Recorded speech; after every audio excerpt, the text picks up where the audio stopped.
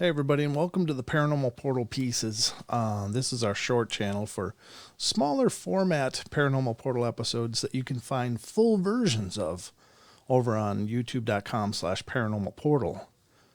Every once in a while there's certain interviews and shows that really define what a show will be about. They really are transformative and will serve to mold and create a show more than others. Our interview with Linda Godfrey was one of those shows, and it was a fantastic opportunity, and Linda came on when we were still very small, but yet she still made time for us, came onto the show, and we had a fantastic interview with her. And so I am very pleased to present to you this first interview that we had with Linda Godfrey on the Paranormal Portal. And this is kind of her story of how she got into it and what became of her journey. It was just a fantastic talk, so we hope you enjoy this. You know, it had real stories and went had a pretty large circulation.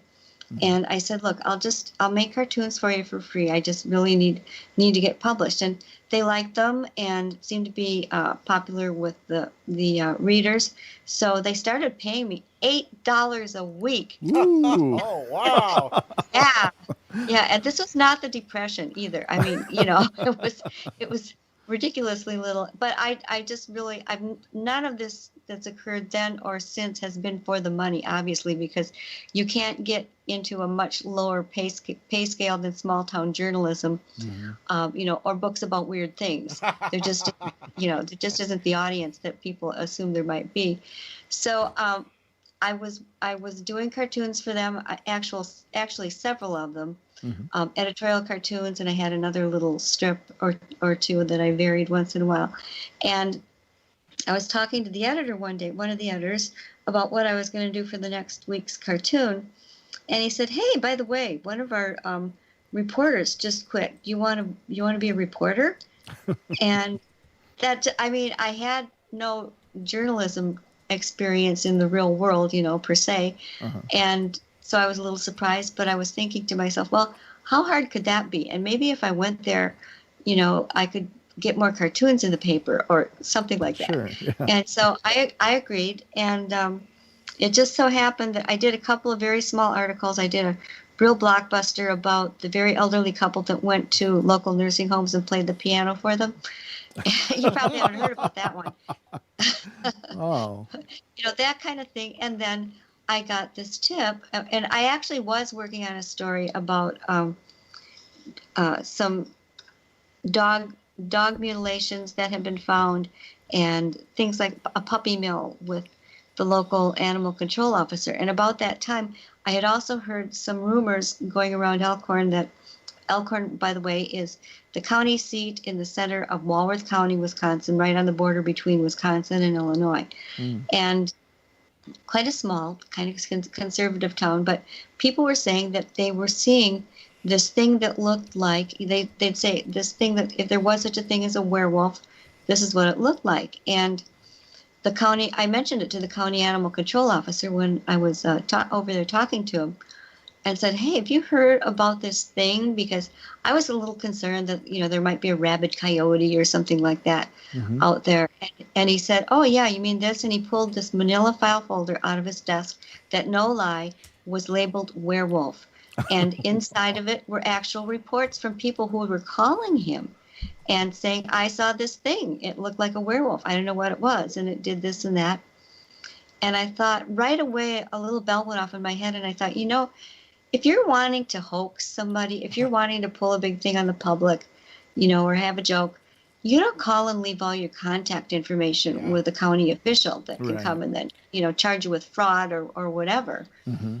And so it kind of interested me. And, you know, I had all the names and I started going around and talking to these people to interview them. And it was a wide variety of people. And I thought, well, you know, they didn't seem like they were crazy. They didn't seem like they were lying. Some of them still seemed genuinely frightened.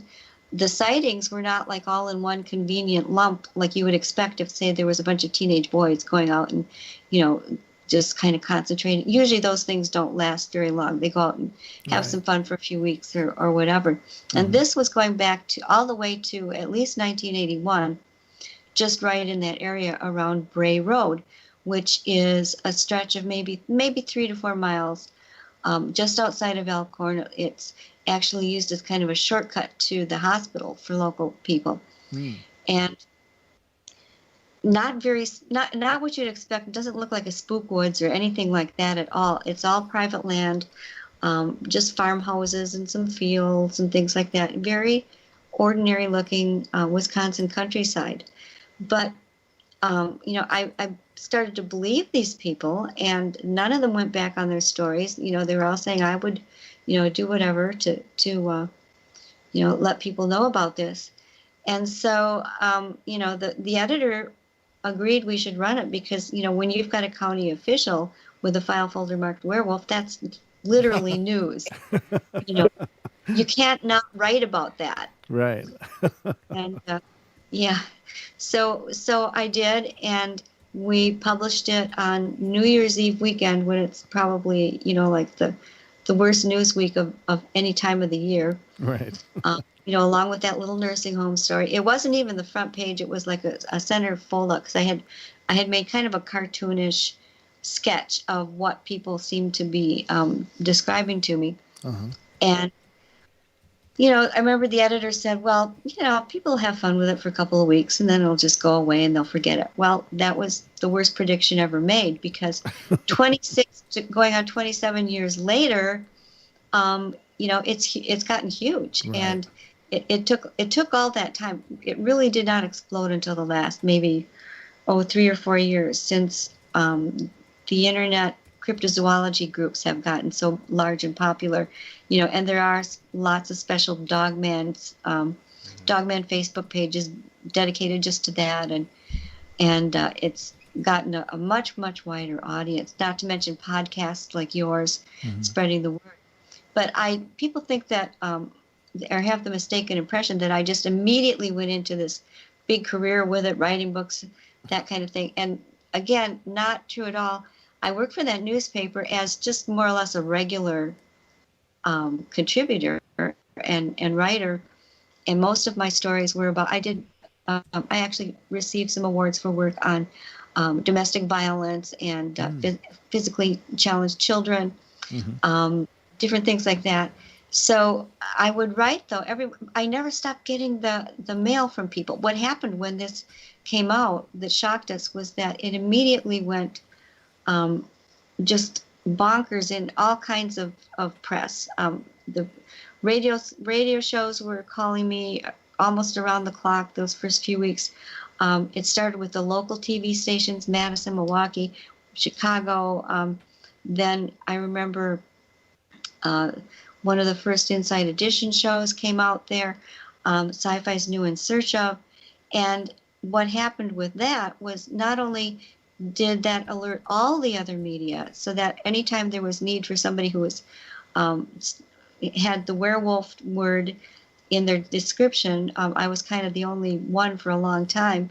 I would get called. But also, the part I really liked and what amazed me and what keeps me going now was that people who had seen this thing other places started to contact me. Right. I received a call from Michigan.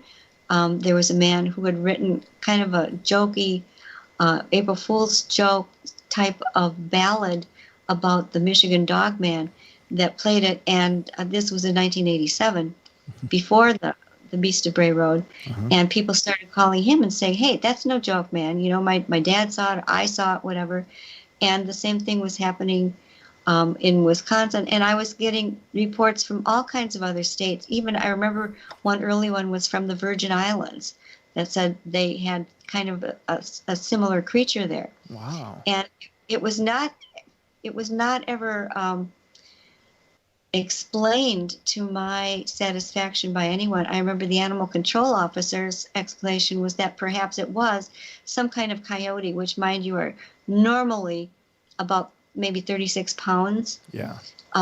They're normally not very large. That maybe it was some sort of coyote that leaped up into the air, and the car caught it in its headlights at that precise moment that it was up in the air, and it appeared to be walking, and then dropped back down on it. That's a bigger stretch. to me. It is, You yeah. know, than believing that a wolf-like creature, a dog or a wolf, would walk around on its hind legs, because basically that's mostly all any of these things did. Either that, or they were in sort of a weird posture by the side of the road eating roadkill. So it was really just sort of a slightly misplaced physical build to them, and this odd behavior of walking on their hind legs, which is not a supernatural act. Any mammal can do it if trained or motivated. If sometimes they have hurt their front limbs and are forced, or they're born without forelimbs. There's some great examples on YouTube. So it still acted weird, though. It would meet people's eyes, and they would describe this thing as stopping, staring them in the eyes as if it was examining them. And they would use one of several words like sneer or jeer. They say I felt it was sneering at me or jeering at me, or that it was telling me, it was trying to give me the impression that it was better than me, which is not what you hear when somebody comes across, say, a bear, And I mean, my husband is a deer hunter. He's been out in the woods and had a bear go by his deer stand. And he didn't say, "Oh, hon, I saw this bear, and it was jeering at me, and I felt like it was telling me that, it could come up this tree and get my deer stand if it wanted to." Right. And then it just walked away. That you would laugh with the absurdity of it. That is what people have said, time after time, and they still are. I still get that very, very same thing. Hey, everybody. Thank you once again for checking out this episode. I sure hope you loved it. It's always an honor for me to have done these episodes, and to listen back to them is sure a feeling of great pride. But thank you so much for being a part of this and for taking your time to check them out. We sure hope that you'll subscribe and hit the bell so that you're notified anytime any new episodes of Paranormal Portal Pieces comes up. But we also hope that you'll check out our YouTube channel at youtube.com/paranormal portal for the full length interviews and shows that we do over there. And we do live shows every Wednesday through Sunday night. And so there's always something cooking over there, and we'd love to have you become a part of that. So check that out. Get subscribed over there as well. And hopefully you'll continue to come back and continue to enjoy the shows. But thank you so much. Have a great night, and hopefully we'll see you soon.